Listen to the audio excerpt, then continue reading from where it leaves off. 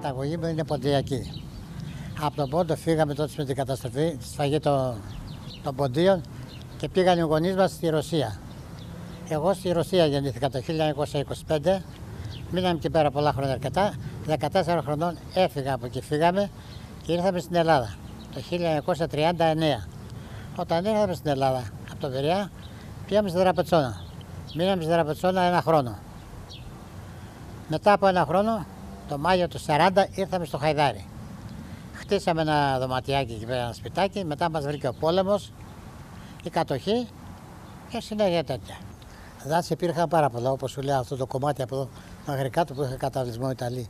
Και στη γειτονιά μας κάτω εκεί είχε πολλά πεύκα. Όλα τα κόψαν, τα κάνανε οικόπεδα μετά. Τώρα πώς τα κάνανε οικόπεδα δεν ξέρω. Να μου πεις και τώρα καίγονται στην Πεντέλη τα δάση και μετά γίνονται οικόπεδα. Χτίζονται βίλες. Πιανού ήταν, ποιοι είναι, δεν ξέρω. Δεν υπήρχε το δάσος Χαϊδαρίου που λένε. 2 σπίτια θυμάμαι ήταν εκεί πέρα. Δεν υπήρχε άλλα. Το στρατόπεδο, μετά όταν ήρθαν οι Γερμανοί, το κάνανε φυλάκιας, πώς το λένε. Από στρατό έγινε στρατόπεδο, όπως το λένε. Και μαζεύανε και φέρανε εκεί τους διάφορους κρατουμένους, τα μπλόκα που κάνανε στην Αθήνα μέσα και από αλλού. Και από άλλες πόλεις φέρανε, ήταν πολύ μεγάλες φυλακές, πολύ κόσμο είχαν εδώ πέρα. Συγκεκριμένα, εγώ θυμάμαι την Πρωτομαγιά όταν πήραν και πήγαν τους τελέσαν τους 200 στην Κεσαριανή. Ήμουνα στο σπίτι εκείνη την ημέρα, δεν δουλεύα. Και περάσαν τα αυτοκίνητα από κάτω, τραγουδάγανε αυτοί, πετάγανε σημειωματάκια, χαρτάκια από τα φορτηγά που τους μετέφεραν τα στρατιωτικά τα καμιόνια.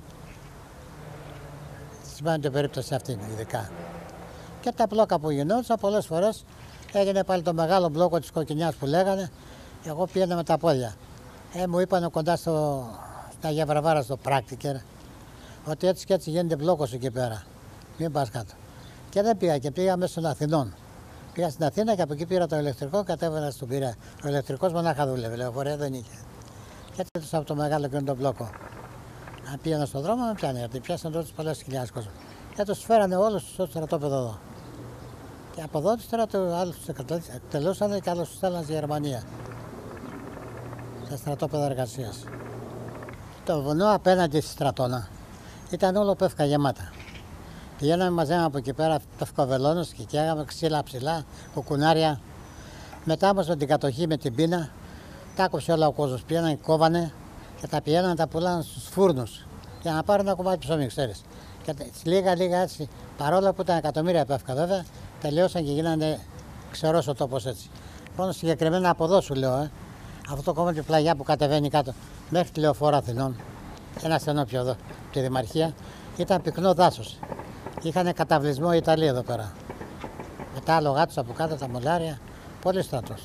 Ερχόμαστε εκεί πέρα, τους βλέπαμε, θυμάμαι, μας ζητάνε τίποτα να τους δώσουμε. Τους δίναμε αυγά, θυμάμαι, και μας δώσουν ένα κομμάτι ψωμάκι. Μια της θυμάμαι συγκεκριμένα, ένας Ιταλός, πολλές φορές ερχόμουν. Του έδωσα τα πήρε τα αυγά και δεν μου έδωσε το ψωμάκι.